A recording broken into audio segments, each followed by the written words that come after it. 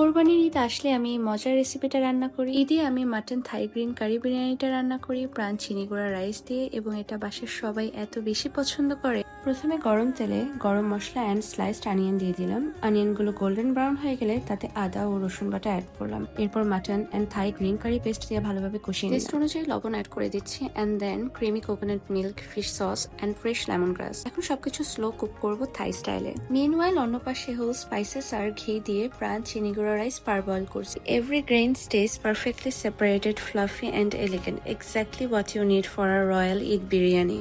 এখন layer time. প্রথমে এক লেয়ার রাইস, এরপর মাটন কারি, এরপর আবার রাইস দিয়ে উপরে fried onion, mint leaves and lemon দিয়ে দমে ঢেকে দেব।